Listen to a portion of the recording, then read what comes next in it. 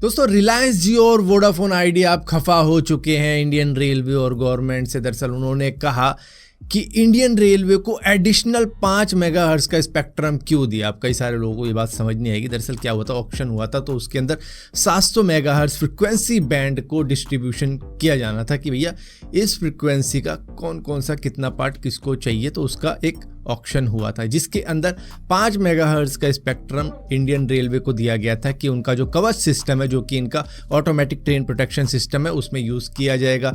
Improve की जाएगी passenger की सेफ्टी और ट्रेन की सेफ्टी और ओवरऑल ऑपरेशन को इंप्रूव किया जा सकेगा।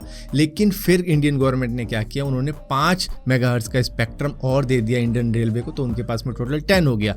लेकिन जियो के पास में 10 मेगाहर्ट्ज का स्पेक्ट्रम गया जो कि उन्होंने खरीदा 40,000 करोड़ रुपए में। और यही उनका दुख था कि हमें और चाहिए था, लेकिन हमको सिर्फ 10 मेगाहर्ट्ज का ही फ्रिक्वेंसी दिया गया, जिसके लिए हम खफा हैं इंडियन गवर्नमेंट और रेलवे से कि इनको इतना ज़्यादा क्यों दे दिया, जबकि हमें ज़्यादा ज़रूरत थी। हमारा इंटरनेट और भी ज़्यादा इंप्रूव हो जाता। तो जो 5G का दरअसल क्या है ना, ये जो 700 मेगाहर्ट्ज की फ्रिक्वेंसी है, ये बैंड है, वो काफ़ी ज़्यादा इंपॉर्टेंट है 5G के लिए, क्योंकि ये आर पार निकल जाते हैं दीवारों के बजाय दूसरी फ्रिक्वेंसी के। इसकी वजह से इनको ज़्यादा ही चाहिए होता है। तो इन्होंने कहा हमें और चाहिए था, लेकिन हमें नहीं दिया गया, इंडियन रेलवे को दे दिया। कुछ गवर्नमेंट के डिपार्टमेंट ने ले लिया, जो डिफेंस विजिलेंस का सिस्टम है कि उसमें इंप्रूवमेंट रहेगी, वहाँ तो 45 मेगाहर्ट्ज मिला है। तो यहाँ पर इनका यही था कि भैया हमें और चाहिए था, हमें और नहीं मिला। हालांकि उस वक्त में VI का तो यही कहना था कि भैया हम 3.3 गीगाहर्ट्ज से भी काम चला लेंगे, हमें नहीं चाहिए 700 मेगाहर्ट्ज की फ्रिक्वेंसी, क्योंकि उस वक्त में इनको ऐसा लग रहा था कि भाई 5G के लिए जो है हमारे पास वो सही रहेगा। लेकिन अब इनको मालूम चली होगी इसकी वैल्यू, की इसकी वाइडर कवरेज रहती है, दीवारों के आर पार निकल जाता है, बिल्डिंग्स के आर पार निकल जाता है और सिग्नल काफ़ी ज़्यादा स्ट्रॉन्ग आते हैं इसके।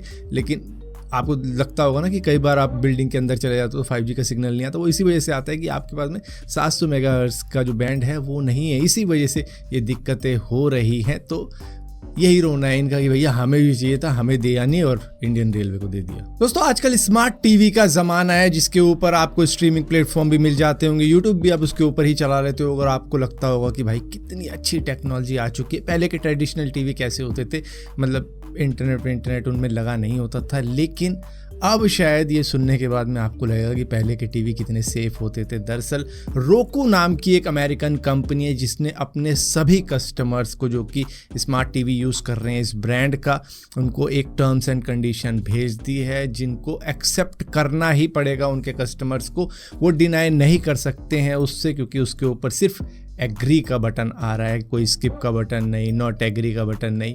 तो मतलब एग्री करोगे तो ही उस पेज से आगे निकल पाओगे, वरना आप अपना टीवी ही यूज़ नहीं कर पाओगे, चाहे आपने $1,00,000 का वो टीवी लिया हो। दरअसल उसके अंदर लिखा हुआ क्या है, जो टर्म्स एंड कंडीशन है, उसके अंदर इन्होंने लिखा है कि भाई हमारे ऊपर तुम कोई भी लॉ सूट वगैरह नहीं मारोगे फ्यूचर में। तो मतलब कोई भी चीज़ें हो जाती है इनकी कंपनी के साथ में कस्टमर की, तो वो उसके ऊपर लॉ सूट नहीं मार सकता। तो उस तरीके का एग्रीमेंट है जिसको अगर एग्री नहीं किया जाता तो इनका टीवी काम नहीं करेगा। अब यहाँ पर कस्टमर क्या कर सकता है इस चीज़ से बचने के लिए, वो सिर्फ एग्री का बटन दबाए और उसके बाद में देखता रहे, टीवी यूज़ करता रहे, उसे कोई दिक्कत ही नहीं। और लॉ सूट नहीं मार पाएगा वो फ्यूचर में, अगर उसको लगता है कि कुछ गलत हो गया मेरे साथ में।